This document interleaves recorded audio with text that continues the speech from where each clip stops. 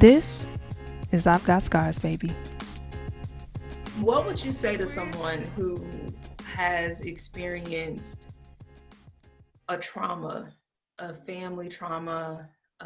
Maybe it's something that's generational, maybe it's violence, maybe it's sexual abuse, or whatever somebody has gone through that has been haunting them.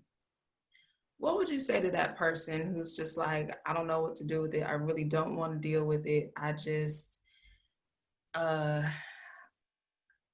I don't want to deal with it. Yeah. What would you say to that person?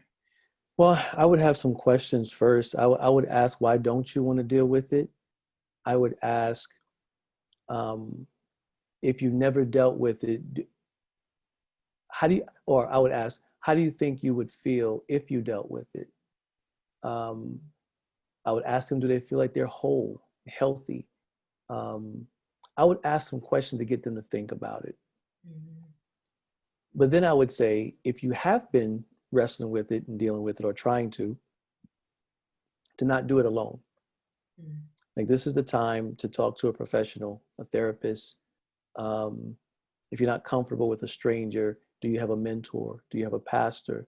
Do you have someone in your life with wisdom that you trust, Mm-hmm. who will handle you gently, but not to do it alone, right? You don't want to be your own counsel in this context. And once, because the thing is, once you begin to get it out, our bodies store these things. Yes. And they disrupt how we are supposed to function as human beings, emotionally, mentally, physically. It affects our health, all these things. Yeah. We carry it in our gut. Yeah. And it could, my grandmother, when she passed, it was something was going on with her gut, her stomach, and the stress level that she had, not just from this, but from other things that were happening. She was taking care of several of her kids. One died, a couple of problems with some other kids, and she was carrying all of that. Yeah. And I believe the stress is what killed her. Yeah. She could have still been here because she was a healthy, vibrant woman. Yeah. And I would try to lead that person to a place where they can envision themselves being in a healthier place. Notice I'm not using the word happier. Yeah. Because that's a relative term, but healthier. Yeah.